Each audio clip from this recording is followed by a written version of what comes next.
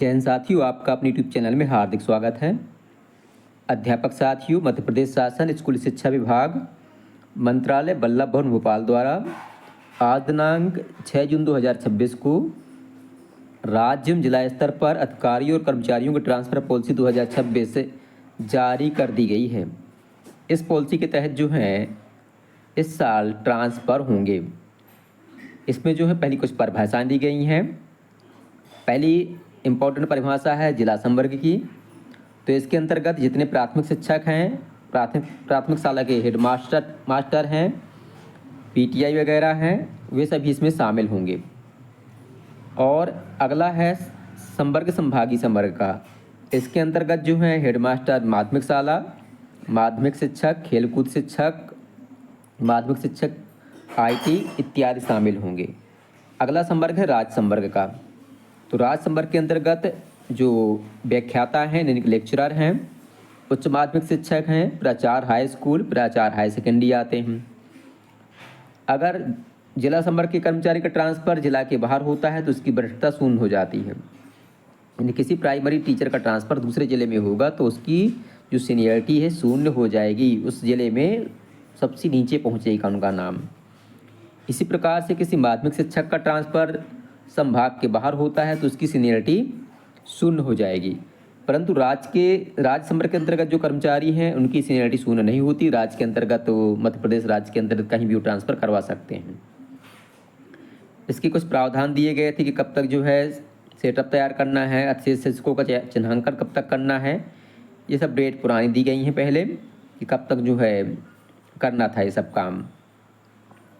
अब बात आती है कि इसमें जो महत्वपूर्ण पॉइंट हैं। पहला पॉइंट ये है कि ऐसे ज़िले जहाँ पर 70% से कम पद भरे हुए हैं वहाँ पर अनरिजर्वेशन ट्रांसफ़र किए जा सकेंगे। और जो नामांकन प्रक्रिया है, मतलब नामांकन बच्चों का स्कूल में लिया जाएगा, वो 30 सितंबर की स्थिति में लिया जाएगा, पिछले 30 सितंबर 2025 का। फिर आगे दिया है अतिशय शिक्षकों का चिन्हांकन। तो जहाँ अतिशय शिक्षक हैं उनको जो है चिन्हांकित किया जाएगा और उनको जो है जहाँ शिक्षकों की कमी है उन शालाओं में पदस्थ किया जाएगा। फिर आगे दिया है कि ऐसे अतिशय शिक्षक जिनने जो है किसी भी समय शिक्षकों की कमी वाली शालाओं में काउंसलिंग के माध्यम से उनको जो है ट्रांसफ़र किया जाएगा। अगर काउंसलिंग प्रक्रिया में भाग नहीं लेते हैं तो उनका ट्रांसफ़र प्रशासकीय आधार पर किया जाएगा। आगे दिया है कि ऐसे शिक्षक जिनके रिटायरमेंट के 1 साल से कम बचे हैं या 40% से ज़्यादा दिव्यांगता है या गंभीर बीमारी से पीड़ित हैं तो उनको अतिशेष मानकर ट्रांसफ़र उनका नहीं किया जाएगा। और यदि कोई अतिशेष शिक्षक जो है स्वैच्छिक ट्रांसफ़र प्रक्रिया में भाग नहीं लेता है तो उनको जो है स्वैच्छिक ट्रांसफ़र आवेदन या भाग नहीं लेता है, अथवा अगर भाग लेता है और वरीयता क्रम से उसका ट्रांसफ़र नहीं होता है तो उसका जो ट्रांसफ़र है प्रशासकीय किया जाएगा और शिक्षकों की कमी वाली शाला में उनको ट्रांसफ़र मतलब भेजा जाएगा। फिर आगे लिखा है जैसे अध्यापक हैं, शिक्षाकर्मी हैं, गुरुजी हैं, संविदा शिक्षक हैं, जिनकी नियुक्ति नवीन संवर्ग में नहीं हुई है तो उनको अतिशेष नहीं माना जाएगा, उनको अन्य जगह पदस्थ नहीं किया जाएगा क्योंकि उनकी नियुक्ति है जो है विशेष संस्था के लिए की गई थी। और शून्य नामांकन अगर हो गया है तो उन शिक्षकों को उसी निकाय की अन्य शाला में पदस्थ किया जाएगा। फिर प्रशासनिक ट्रांसफ़र की बात आती है। तो शिक्षकों की कमी वाली शालाओं में जो है रिक्त पदों की पूर्ति हेतु या डिपोटेशन से कोई वापस आता है या कोई न्यायालयीन प्रकरण से दोषी पाया जाता है तो उनका प्रशासनिक ट्रांसफ़र किया जा सकेगा। और जो प्रशासनिक ट्रांसफ़र हैं उसमें इस बात का ध्यान रखा जाएगा कि उनका स्थानांतरण शाला शिक्षक विहीन न होने पाए। अगर किसी का ट्रांसफ़र अतिशेष मानकर किया जाता है, प्रशासनिक आधार पर किया जाता है तो मतलब शिक्षक विहीन शाला ना होने पाए, इस बात का ध्यान रखा जाए। फिर दिया हुआ है कि पद संवर्ग और ट्रांसफ़र कितने होंगे। यदि कोई जैसे पद संख्या मान लो अधिकतम 200 है तो उनके ट्रांसफ़र 20% हो सकेंगे। 200 से 1000 तक पद हैं अगर तो 15% ट्रांसफ़र हो सकेंगे। 1000 से 2000 तक है तो 10%, 2000 से अधिक कर्मचारी हैं तो 5% ट्रांसफ़र हो सकेंगे। आगे इम्पोर्टेंट बात आती है स्वैच्छिक ट्रांसफ़र की। तो स्वैच्छिक ट्रांसफ़र के लिए आवेदनकर्ता को ऑनलाइन आवेदन करना होगा, ऑफलाइन आवेदन स्वीकार नहीं होगा। और इसके लिए वही लोक सेवक पात्र होंगे जिन्होंने जो है नियमित रूप से अटेंडेंस लगाई है। खास तौर से सत्र 2025-26 में जनवरी से मार्च तक नियमित अटेंडेंस लगाने वाले लोक सेवा की स्वैच्छिक ट्रांसफ़र के पात्र होंगे। और आगामी वर्षों में जो है पूरे साल की अटेंडेंस के आधार पर पात्रता होगी।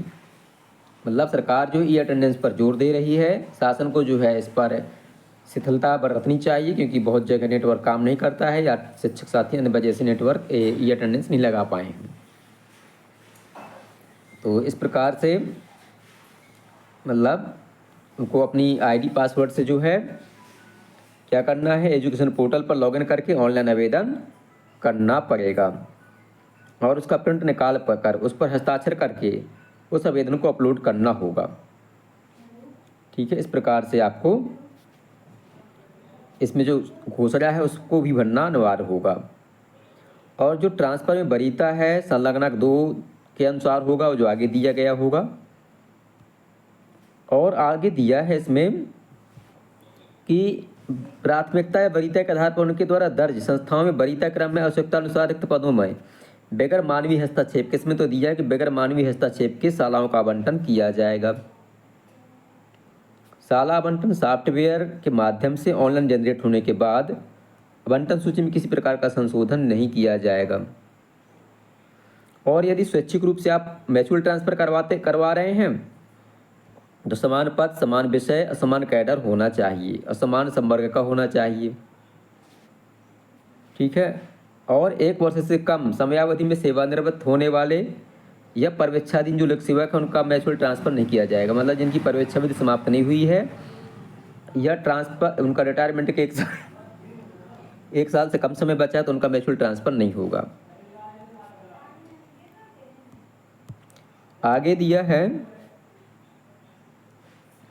कि विभाग अंतर्गत संचालित विशिष्ट विद्यालयों में आवश्यकतानुसार विभागीय प्रवेश परीक्षा के माध्यम से नवनियुक्त जो परीक्षा अवधि में जो साथी शिक्षक साथी हैं उनका ट्रांसफ़र किया जा सकेगा। मतलब विशिष्ट विद्यालय जैसे सीमराज विद्यालय हैं, मॉडल स्कूल हैं, एक्सीलेंस विद्यालय हैं, उनमें। और आगे दिया है यदि स्थानांतरण गंभीर बीमारी, निःशक्तता, पति पत्नी के सेवा पर कार्यस्थान पर अथवा विधवा प्रत्यक्षता विधुर श्रेणी वरीयता के आधार पर किया गया है तो इस संबंध में पाया जाता है कि आवेदक द्वारा जो है कोई गलत जानकारी दी गई है तो अनुशासनात्मक कार्रवाई उसके विरुद्ध की जाएगी। यानी कि आप अपनी जानकारी सही भरें, गलत जानकारी भरकर ट्रांसफ़र न करवाएं। और लिखा है कि अगर एक बार स्वैच्छिक ट्रांसफ़र आपका हो गया है तो आगामी 3 सालों तक आपका ट्रांसफ़र नहीं होगा। विशेष कंडीशनों में आपको रियायत दी जा सकती है। अगर जिनका ट्रांसफ़र पिछले साल हुआ होगा शिक्षकों का 2025 में तो इस साल के लिए वो पात्र नहीं होंगे। आगे है प्रतिबंध अवधि में प्रशासनिक आधार पर ट्रांसफ़र। मतलब जब ट्रांसफ़र पॉलिसी के जो ये विशेष अवधि है समाप्त हो जाएगी तो विशेष अवधि में ट्रांसफ़र जो हैं कोई किसी की गंभीर शिकायत वगैरह आती है तो उनका ट्रांसफ़र विभागाध्यक्ष के माध्यम से हो सकेंगे या विभागीय मंत्री के अनुमोदन के बाद उनके ट्रांसफ़र हो सकेंगे। स्थानांतरण की कुछ अन्य शर्तें दी गई हैं, जैसे हमने आपको बतलाया अभी कि ट्रांसफ़र में मतलब रिटायरमेंट में कम समय बचा है तो उनका ट्रांसफ़र नहीं किया जाए। साथ ही जो एनसीसी हैं, एनएसएस हैं, इनके जो अधिकारी हैं इनका ट्रांसफ़र उन शालाओं में किया जाए जहां पर एनएसएस और एनसीसी की इकाई संचालित हो। इस बात का ध्यान रखा जाए, उनको अन्य जगह ट्रांसफ़र न किया जाए उनका। आगे लिखा कि सहायक संचालक संवर्ग या उससे जो वरिष्ठ लोक सेवक हैं उनके गृह जिले में ट्रांसफ़र उनका ना किया जाए या प्रमोशन उनको गृह जिले में समानता पदस्थ ना किया जाए। तो इस प्रकार से आगे लिखा है कि अगर आपका ट्रांसफ़र हो जाता है तो आपका ट्रांसफ़र का जो मतलब ट्रांसफ़र के बाद आपका जो वेतन आहरण है पूर्व शाला से नहीं हो सकेगा, पूर्व संस्था से, अगली संस्था से आपका वेतन आहरण होगा, यानी कि आपको ज्वाइन करना अनिवार्य होगा। अवकाश स्वीकृति, अगर आपका ट्रांसफ़र हो जाता है तो ट्रांसफ़र होने के बाद नवीन पदस्थापना पर कार्यभार ग्रहण करने के मध्य किसी प्रकार का आपका अवकाश आवेदन स्वीकार नहीं होगा। आगे लिखा है स्थानांतरण के विरुद्ध अभ्यावेदन। जिला, संभाग अथवा राज्य स्तर से किए गए ट्रांसफर से व्यथित होने पर लोक सेवक द्वारा उक्त स्थानांतरण के विरुद्ध अभ्यावेदन जारीकर्ता अधिकारी को पोर्टल के माध्यम से ऑनलाइन 7 दिवस की अवधि में दर्ज कराया जा सकेगा और प्राप्त अभ्यावेदनों का निराकरण संबंधित जारीकर्ता अधिकारी द्वारा किया जाएगा। यदि आपको आपत्ति है तो ट्रांसफ़र में, तो आप जो है अभ्यावेदन भी दर्ज कर सकते हैं। आगे लिखा है ट्रांसफ़र से संबंधित न्यायालयीन प्रकरणों में नीति के अनुसार प्रकरणों का निराकरण कर यथोचित कार्रवाई की जाएगी। तो ये थे ट्रांसफ़र पॉलिसी के मुख्य प्रावधान और इसमें समय सीमा दी गई है, ट्रांसफ़र की समय सारणी है, इसको हम देख लेते हैं। पहला है प्रशासनिक ट्रांसफ़र के प्रस्ताव के जो पंजीयन हैं, अंतर जिला 8 से 15 जून, जिला कैडर 8 से 17 जून, राज्य और संभाग कैडर 8 से 17 जून। और स्वैच्छिक जो ट्रांसफ़र हैं उनके रिक्त पदों की जो पोर्टल में अपडेट करना है, तो 18 जून तक जो सबके पद दिखने लगेंगे, ट्रांसफ़र के जो रिक्त पद हैं 18 जून तक अपडेट हो जाएंगे। मेन बात आती है ऑनलाइन आवेदन। तो ऑनलाइन आवेदन जो है 19 से 23 जून के मध्य होंगे, यानी कि 19, 20, 21, 22 और 23, यानी कि कुल आपको 5 दिन का समय मिलेगा आवेदन फार्म भरने का। और ट्रांसफ़र हेतु डाटा प्रोसेसिंग और प्रशासकीय अनुमोदन, ये सब प्रक्रिया 24 से 26 जून के बीच, मतलब 3 दिन में। और आदेश जो है आपके 28 से 30 जून के बीच जारी हो जाएंगे। और आपको जो है कार्यभार 30 जून से 6 जुलाई के मध्य ग्रहण करना होगा। और यदि अभ्यावेदन आप लगाना चाहते हैं ऑनलाइन, तो 1 जुलाई से 7 जुलाई के मध्य आप अपना आवेदन दर्ज कर सकेंगे। और इनका निराकरण जो अभ्यावेदन का है वो 15 जुलाई तक हो सकेगा। तो ये थी ट्रांसफ़र की समय सारणी।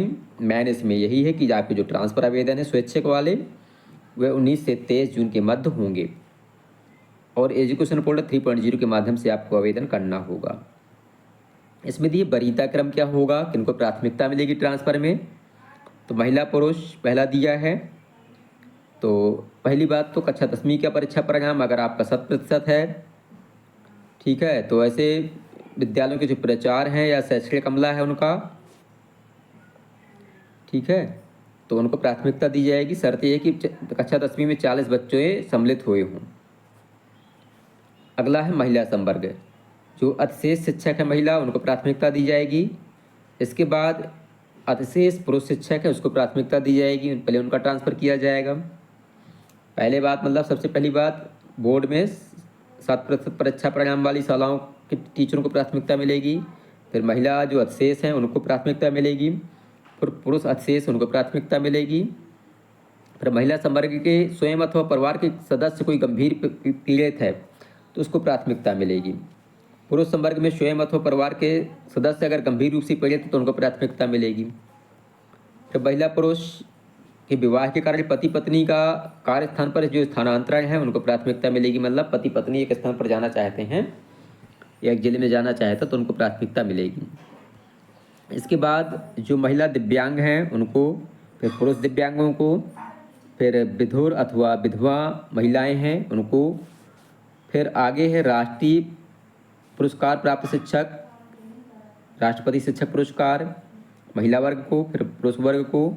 इसी प्रकार से राज्य शिक्षक पुरस्कार महिला वर्ग और फिर पुरुष वर्ग को प्राथमिकता मिलेगी। फिर आगे लिखा है कि महिला वर्ग एक से अधिक आवेदक होने पर जो वरिष्ठ शिक्षक है संपूर्ण सेवावधि देखी जाएगी उसकी, तो उनको प्राथमिकता देगी, महिला वर्ग को दिया जाएगी प्राथमिकता, अब पुरुष वर्ग को बाद में दिया जाएगा, ठीक है। जो पुरुष वर्ग में जो सीनियर होगा उसको वरीयता दी जाएगी।